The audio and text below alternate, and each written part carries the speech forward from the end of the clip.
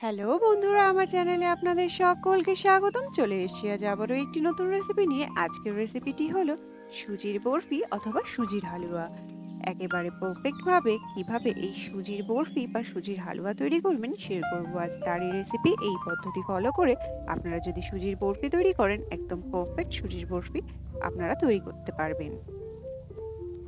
সবার প্রথমে নিয়ে নিলাম এক প্যাকেট সুজি, নিয়ে নিচ্ছি দুধ, ঘি, কাজু এবং কিশমিশ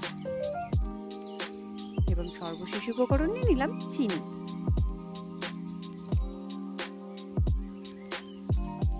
সবার প্রথমে গ্যাসের মধ্যে একটা কড়া বসিয়ে দিচ্ছি,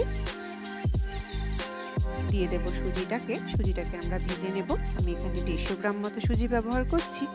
আপনারা যে পরিমাণ সুজি ব্যবহার করবেন সেই অনুপাতে বাকি উপকরণগুলো ব্যবহার করবেন।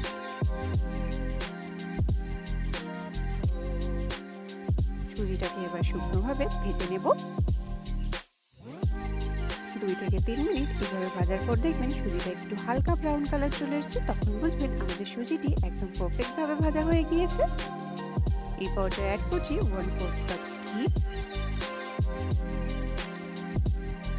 ঘিয়ের মধ্যে সুজিটাকে ভালোভাবে ভেজে নেব।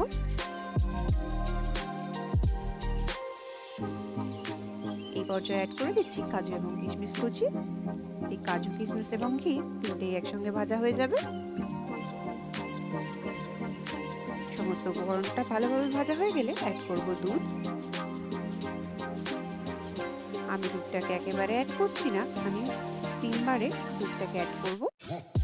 আপনারা ঠিক যেমন কনসিস্টেন্সি পছন্দ করবেন ঠিক সেই রকম ভাবে দুধটা অ্যাড করবেন। দেখুন দুধটা দেওয়ার সাথে সাথেই সুজিটা বেশ ফুলতে শুরু করেছে, পুরো দুধটা টেনে নিয়েছে। আমি আবারও অল্প একটু দুধ অ্যাড করলাম।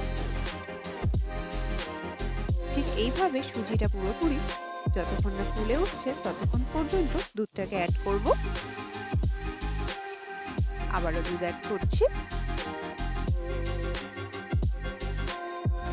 ভালোভাবে সমস্ত উপকরণ মিক্স করে নিচ্ছি।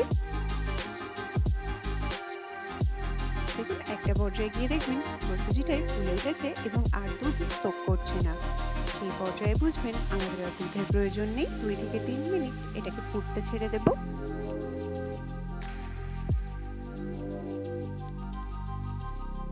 এবার অ্যাড করছি চিনি।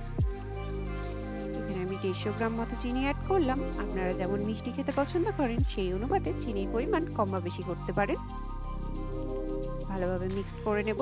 চিনিটা দেওয়ার সাথে সাথে এটার কনসিস্টেন্সি একটু পাতলা হয়ে আসবে। একটু ধৈর্য ধরে ভালোভাবে আপনারা ফুটিয়ে নেবেন। একটা পর্যায়ে গিয়ে দেখবেন সুজির হালুয়াটা প্রায় শুকিয়ে এসেছে এবং এইরকম ভাবে কড়া থেকে ছেড়ে আসছে। তখন বুঝবেন আমাদের হালুয়াটা একদম রেডি হয়ে গিয়েছে। কড়া থেকে আমি এবার নামিয়ে নেব।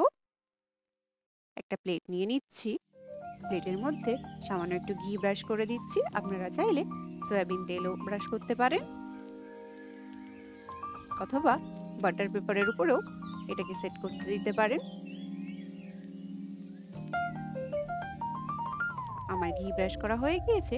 এই পর্যায়ে বেশ কিছুটা পরিমাণ সুজির মিশ্রণটি নিয়ে আমি থালায় দিয়ে দিলাম। একটা স্প্যাচুলার সাহায্যে ভালোভাবে স্প্রেড করে দিচ্ছি।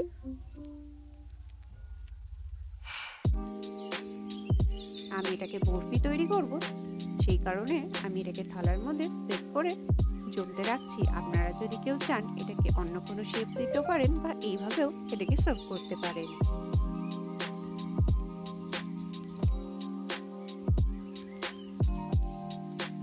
প্লেটের মধ্যে এটাকে আমি ভালোভাবে যতটা সম্ভব স্প্রেড করে একটা প্লেন টেক্সচার দেওয়ার চেষ্টা করছি, এতে করে আমাদের বরফিগুলিও সুন্দর হবে। আপনারাও চেষ্টা করবেন একটা উপরে স্মুথ সারফেস রাখার জন্য।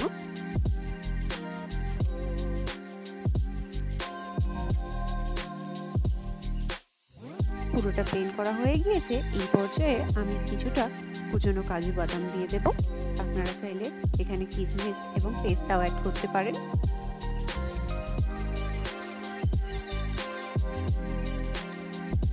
এটা পুরোটাই অপশনাল। এটা একটুখানি দেখতে সৌন্দর্য এবং খাওয়ার সৌন্দর্যের জন্য ব্যবহার করা। আপনারা চাইলে এটি স্কিপও করতে পারেন। এবার স্প্যাচুলার সাহায্যে এগুলোকে একটু ট্যাপ করে দিচ্ছি যাতে করে এটাও প্লেন হয়ে যায়।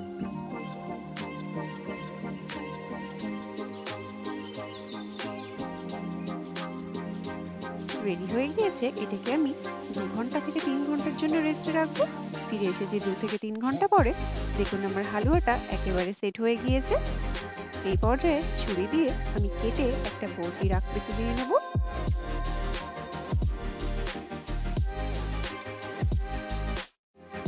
দেখুন সুজির বরফিটা কত সুন্দর জমে গিয়েছে। ঠিক এইভাবে পারফেক্ট সুজির বরফি তৈরি করতে চাইলে আপনারা এই রেসিপিটি ফলো করতে পারেন। ভিডিওটি কেমন লাগলো অবশ্যই কমেন্টে জানাবেন। শেষ পর্যন্ত আমার সঙ্গে থাকার জন্য আপনাদের সকলকে জানাই অসংখ্য ধন্যবাদ। ভিডিওটি যদি ভালো লেগে থাকে অবশ্যই লাইক, কমেন্ট, শেয়ার এবং সাবস্ক্রাইব করবেন। আজ এই পর্যন্তই রইল। দেখা হবে আবারও নতুন কোনো রেসিপি নিয়ে। ধন্যবাদ।